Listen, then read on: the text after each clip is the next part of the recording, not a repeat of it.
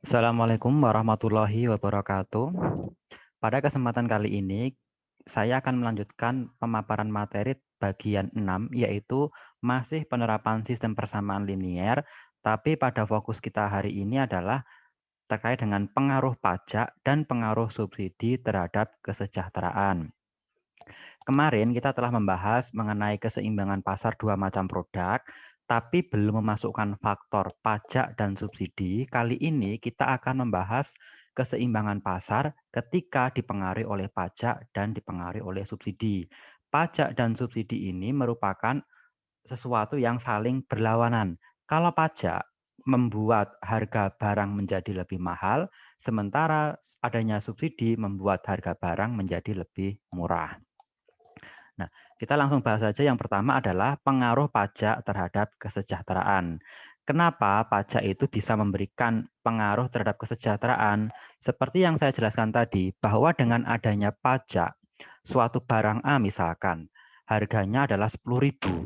Ketika dia dikenakan pajak, misalkan sebesar 10%, berarti harganya akan menjadi 11.000. Otomatis harga naik.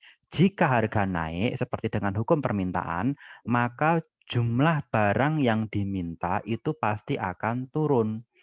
Tadinya misalkan harga produk A yang harganya 10.000 itu permintaannya 100. Tapi setelah adanya pajak menjadi 11.000, permintaannya turun menjadi 75.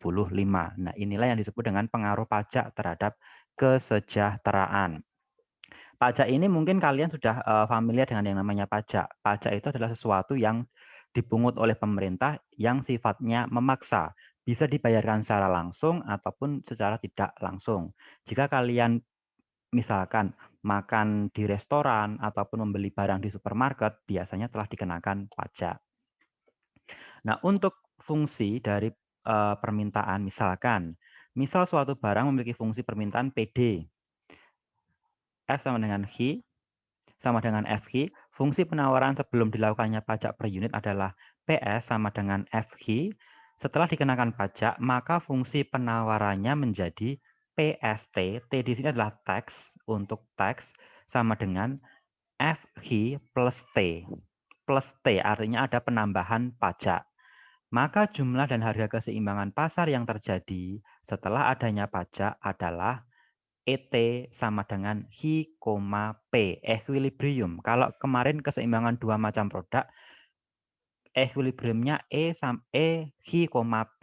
Kalau setelah adanya pajak berarti ET, HT, PT.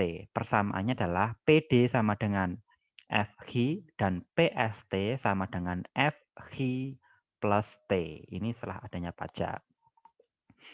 Nah, ini ada gambar yang bisa menjelaskan pengaruh pajak terhadap kesejahteraan. Ini ada titik E. Titik E ini adalah keseimbangan pasar sebelum adanya pajak. Seperti yang saya katakan tadi, bahwa yang namanya pajak itu membuat harga menjadi naik. Harga P, price, dari HE menjadi HT. Harganya naik ke atas ini. Dari sini bergeser ke kiri atas. Karena harganya ditambahi dengan pajak, dikenakan pajak. Sementara untuk HI-nya, dia akan cenderung maaf tadi yang PE harga price, PE ke PT. Dari PE price sebelum pajak, setelah dikenakan pajak menjadi PT. Harganya naik. Sekian PE ke PT. Jadi dia bergeser dari titik E ke ET ini. Kemudian untuk H-nya, karena harga naik, otomatis kuantiti yang diminta juga akan turun. Tadi sebesar HE, setelah adanya pajak, dia bergeser ke kiri. Berarti semakin berkurang permintaannya ke HT. Nah, maka titik keseimbangan pasar setelah adanya pajak, dia bergeser ke kiri. Penerimaan total pajak yang diterima oleh pemerintah adalah T besar total, jumlah penerimaan total pajak pemerintah sama dengan T kalikan HT. Pajak per unit dikalikan kuantiti yang diminta oleh masyarakat. Nah, untuk T total ini kita bisa lihat ini. Jika dilihat pada gambar 6.1 di atas, maka besarnya pajak total oleh pemerintah atau T adalah luas jajar genjang P1 AET P2. Ini P1 AET P2. Ini yang saya arsir ini adalah T besar, total penerimaan pajak yang diterima oleh pemerintah. Nanti ada lagi, nih. Total pajak yang diterima oleh pemerintah sebagian ditanggung oleh produsen dan sebagian lagi ditanggung oleh konsumen. Untuk besarnya beban pajak yang ditanggung oleh konsumen adalah luas segi 4 PE BET PT. PE BET PT. PE BET PT. Inilah persegi panjang inilah yang mengindikasikan atau bisa digunakan untuk menghitung jumlah pajak yang ditanggung oleh konsumen. Nah, ini penjelasannya TC adalah beban pajak oleh konsumen, PT harga produk dibayar konsumen setelah pajak, PE harga keseimbangan pasar, dan HIT jumlah produk setelah pajak. Sementara untuk menghitung pajak yang ditanggung oleh produsen, seperti yang saya sebutkan tadi, bahwa pajak itu ditanggung konsumen dan produsen. Nah, untuk produsen bisa digunakan rumus sebagaimana dalam tabel ini, dalam kotak ini, TP sama dengan PE min P2 kali HIT atau TP sama dengan T min TC atau luas segi 4 P2AB PE. P2AB PE. P2AB PE. Ini adalah pajak yang ditanggung oleh produsen. Kalau yang ini konsumen. Kalau yang saya arsir ini adalah yang ditanggung, yang diterima pemerintah. Semacam itu. Nah, untuk lebih jelasnya langsung aja ke soal. Soal untuk pajak. Diketahui fungsi permintaan suatu produk adalah PD sama dengan 30 min 2Hi. Dan fungsi penawarannya adalah PS sama dengan 6Hi plus 6. Pada produk tersebut dikenakan pajak oleh pemerintah sebesar Rp4 per unit.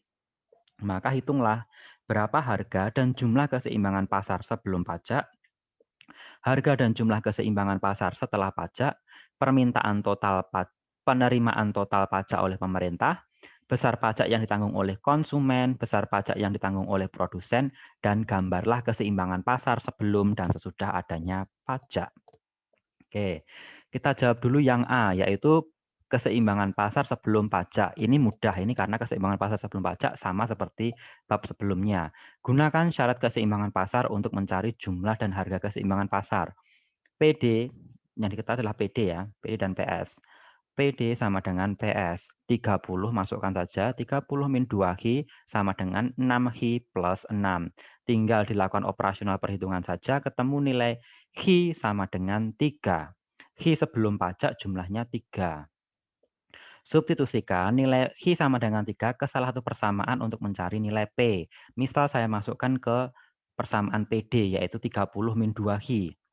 30 min 2 dikalikan 3 ketemu PD adalah 24.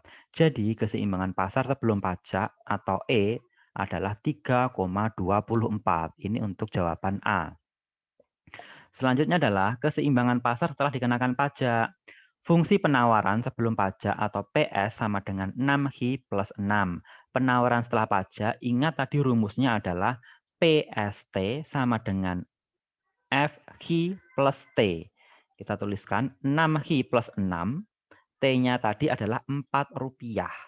Ingat 4 ini adalah pajaknya, tadi Rp4. Sehingga ketemu persamaan PST-nya menjadi PST sama dengan 6Hi plus 10. Nah, kita sudah ketemu, kemudian masukkan syarat keseimbangan setelah adanya pajak adalah PD sama dengan PST. Ingat, jangan salah, jangan masukkan PD sama dengan PS. Kalau nanti kalian memasukkan PD sama dengan PS, berarti kalian mengerjakan lagi yang poin A, PD sama dengan PS. Poin B ini adalah keseimbangan setelah dikenakan pajak, maka PD sama dengan PST. Masukkan PD-nya masih sama seperti yang di soal, yaitu 30 min 2Hi. Untuk PS-nya, karena dia sudah ditambahi pajak, berarti dia pakainya PS yang ini. Makanya saya cetak tebal ini. PST, 6Hi plus 10. Operasionalkan seperti biasa, ketemu HIT sama dengan 2,5. Kemudian, substitusikan seperti biasa ke persamaan permintaan. PD sama dengan 30 min 2Q. Sama dengan 30 min 2 dikalikan Q-nya 2,5, ketemu PT-nya adalah 25. Sehingga keseimbangan pasar setelah adanya pajak adalah ET 2,5,25. Kalau yang tadi 3,24 sekarang menjadi 2,5,25. Nah, nanti kita lihat ini efeknya bagaimana. Kemudian total penerimaan pajak oleh pemerintah. T sama dengan T kalikan QT. T-nya ada Rp4 dikalikan QT. QT-nya kan 2,5. Ketemunya adalah 10. Besarnya adalah 10. Besarnya pajak yang ditanggung oleh konsumen, kita gunakan saja rumus tadi. TC sama dengan PT min PE kalikan HT. Ketemunya adalah 2,5. Besarnya pajak yang ditanggung oleh produsen, kita pakai rumus di atas. TP sama dengan T min TC. Ketemunya adalah 7,5. Nah, kemudian yang terakhir adalah F, yaitu menggambar grafik. Kita tadi punya persamaan PD, PS, dan PST ini. Sama seperti menggambar di chapter-chapter sebelumnya, kita misalkan sama dengan 0. Kita PD dulu ya, kita mengerjakan yang persamaan PD dulu. PD sama dengan 30 min 2Q. PD sama dengan 0, kita misalkan sama dengan 0. Maka ketemu Q sama dengan 15, sehingga koordinatnya adalah 15,0. PD sudah di-nolkan, maka Q juga harus di-nolkan. Q sama dengan 0, maka PD sama dengan 30, ketemu 0,30. Kemudian ke persamaan PS, sama. PS sama dengan 6Q plus 6. PS sama dengan 0, maka ketemu Q sama dengan min 1, maka koordinatnya min 1,0. PS-nya sudah dinolkan, maka Q-nya juga dinolkan. Q sama dengan 0, PS sama dengan 6. Maka ketemu 0,6. Yang terakhir adalah PST sama dengan 6Q plus 10. Kita misalkan PST sama dengan 0, ketemu Q-nya min 1,6. Dan Q-nya PST ketemunya 0,10. Nah, kita masukkan saja koordinatnya. Tadi E, ini E-nya. E sebelum adanya pajak 3,24, setelah adanya pajak menjadi 2,5,25. Artinya apa? Setelah adanya pajak, harga naik dari pajak Rp4 ya. Setelah adanya pajak sebesar Rp4 per unit, di sini ada kenaikan harga, kenaikan keseimbangan pasar dari sisi harga. 24 menjadi 25. Ingat ya, pajak per unitnya 4. Pak, tadi kan pajak per unitnya kan 4. Harusnya 24 ditambah 4, 28. Bukan semacam itu. Karena ini adalah keseimbangan pasar. Ini adalah gambar keseimbangan pasar. Kalau ditambah 4, itu adalah harga produknya. Misalkan harganya 10, kena pajak 4, berarti harganya menjadi 14, semacam itu. Nah, kalau ini kan gambar keseimbangan pasar. Rp4 itu mempengaruhi keseimbangan pasar sebesar 1 dari 24 menjadi 25. Permintaannya pun turun, naik Rp4, permintaannya turun menjadi 0,25 menjadi 2,5 Q-nya. Ini tadi keseimbangan pasarnya E ke Q ke ET. Nah, semacam itu. Pada kasus yang lain, kita bisa saja akan menjumpai bentuk fungsi permintaan HID. Tadi kan PD dan PS. Tapi juga kadang kita akan menemukan fungsinya HID dan HIS. Caranya bagaimana? Itu sama, hampir sama. Nanti bisa kalian baca di buku kalian sendiri ya. Caranya sama. Saya akan langsung menjelaskan ke subsidi. Nah, pengaruh subsidi terhadap kesejahteraan. Kenapa subsidi itu juga bisa mempengaruhi kesejahteraan? Yang namanya subsidi, seperti yang saya katakan di awal, dia memiliki sifat reverse, seperti reverse dari pajak. Kalau pajak itu menambah harga, membuat harga lebih mahal, kalau adanya subsidi itu membuat harga lebih murah. harga lebih murah atau harganya turun, otomatis sesuai dengan hukum permintaan, permintaan pun juga akan naik. Itulah pentingnya subsidi. Nah, kita langsung saja, persamaan fungsi permintaan, PD sama dengan FG sama, fungsi penawarannya PS sama dengan FG sama juga, fungsi penawaran setelah adanya subsidi PSS. Subsidi, S-nya subsidi, sama dengan FG min S. Kalau tadi pajak plus T, karena pajak itu menambah harga, kalau subsidi kan mengurangi, berarti dikurangi subsidi min S. S besar ini adalah S total penerimaan subsidi total yang diberikan oleh pemerintah. Kalau pajak tadi yang diterima oleh pemerintah, kalau subsidi yang diberikan oleh pemerintah sama dengan S dikalikan HIS. Subsidi yang dinikmati konsumen adalah SC sama dengan PE min PS kalikan HIS.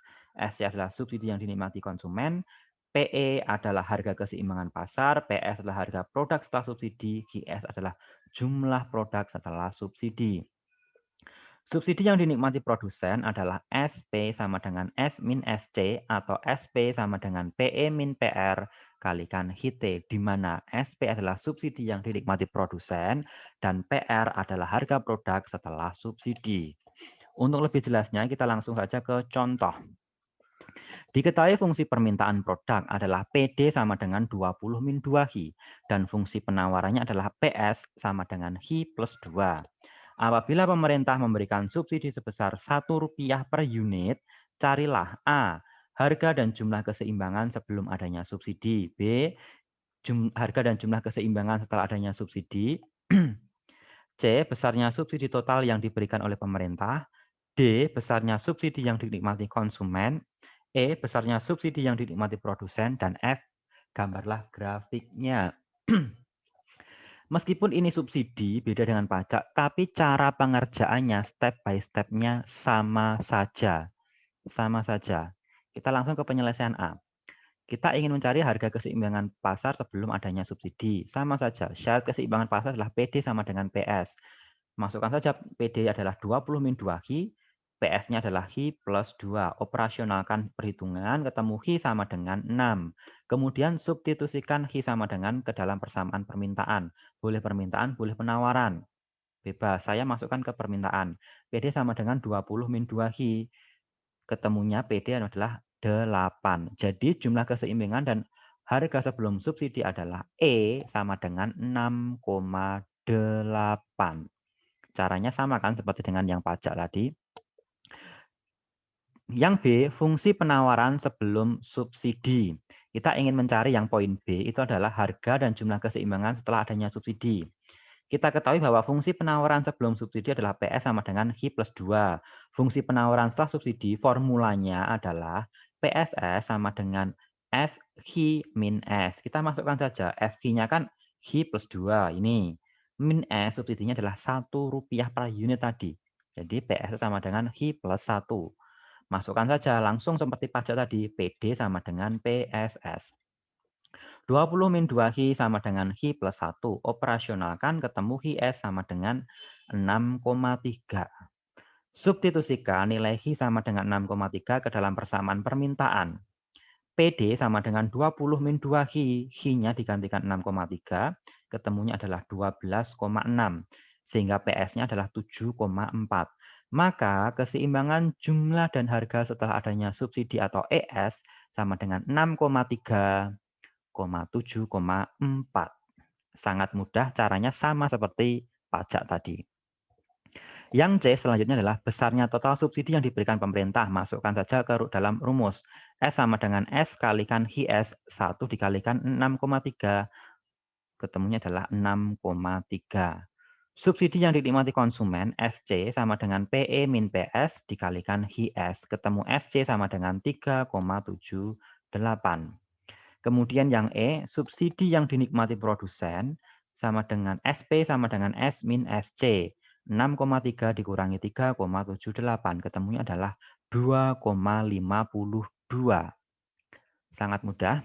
Yang terakhir adalah gambar. Gambar grafik. Gambar grafik ini caranya sama. Kita punya persamaan PD. PS, dan PSS. Sama seperti yang pajak tadi, semuanya dipermisalkan sama dengan 0. PD sama dengan 20 min 2Q. Misalkan P sama dengan 0, maka ketemu Q sama dengan 10, maka 10,0. P sudah dinolkan, maka Q-nya juga harus dinolkan. Q sama dengan 0, maka PD adalah 20, ketemu 0,20. Sama juga untuk PS.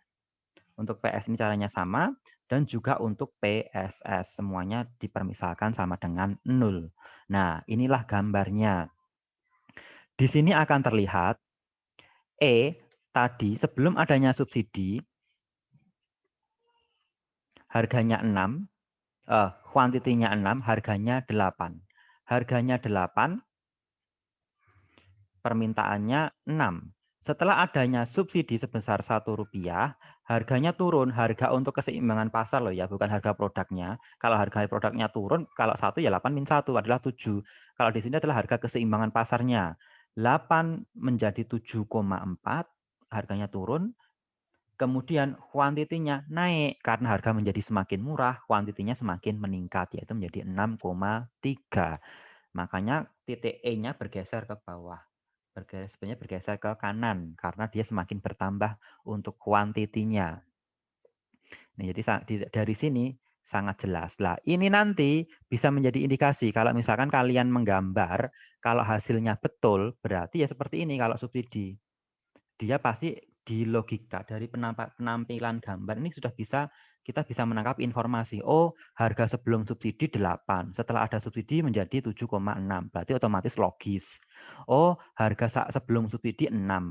Permintaan sebelum subsidi 6. Kemudian setelah adanya subsidi, permintaan naik menjadi 6,3. Berarti logis, berarti betul. Semacam itu. Kalau jawaban kalian tidak semacam ini, gambarnya tidak seperti ini, berarti otomatis perhitungannya salah, gambarnya pun juga akan salah. Nah, untuk subsidi ini juga pada kasus yang lain kita bisa saja akan menjumpai bentuk fungsi permintaannya QD sama dengan FP. Kalau tadi kan PD sama dengan FP dan PS sama dengan FP. Ini kalau fungsinya QD sama dengan FP dan QS sama dengan FP, ini ada rumus tersendiri. QSS sama dengan FP plus S untuk subsidi. Cara penghitungannya hampir sama. Cuma yang membedakan adalah ininya, QSS-nya ini. Kalau tadi kan PSS, FP min S. Kalau ini kan QSS, FP plus S. F kali P plus S. Itu nanti bisa kalian baca di buku kalian sendiri. Operasional perhitungannya hampir sama. Oke, selanjutnya adalah latihan buat kalian supaya kalian bisa mempraktekkan cara perhitungan pajak dan subsidi. Silahkan kalian kerjakan. Diketahui fungsi permintaan dan penawaran suatu produk adalah ini pada tabel. Untuk kalian yang berNIM ganjil, kerjakan nomor 1. Fungsi permintaannya ini, fungsi penawarannya ini, pajak per unitnya ini. Untuk kalian yang nomor genap, silahkan kerjakan yang nomor 2. Ini ya. Yang diminta adalah ini, sama seperti yang saya jelaskan tadi. A sampai F. Itu. Ini untuk pajak. Lah, untuk subsidi silahkan. Untuk yang nomor ganjil, kalian kerjakan ini, nomor 1. Untuk yang kalian genap, silahkan kalian kerjakan nomor 2. Jadi masing-masing anak mengerjakan 2 soal, yaitu pajak dan subsidi. Lah, ini pertanyaannya untuk subsidi. Jelas ya? Ini soalnya untuk subsidi. Ini pertanyaannya untuk subsidi. Dan ini pertanyaan untuk pajak. Ini soal untuk pajak, ini pertanyaannya untuk pajak. Ingat, jadi masing-masing anak mengerjakan 2 soal. Ganjil, ganjil, genap, genap. Silahkan kerjakan di kertas folio. Supaya seragam di kertas folio. Jangan di buku tulis. Kemarin ada yang mengumpulkan di buku tulis. Lebih baik dikerjakan di kertas folio biar seragam. Oke, saya akhiri penjelasan terkait dengan chapter 6 pajak dan subsidi. Jika ada hal yang perlu ditanyakan, bisa ditanyakan melalui WA Group. Saya akhiri, kurang lebihnya mohon maaf. Assalamualaikum warahmatullahi wabarakatuh.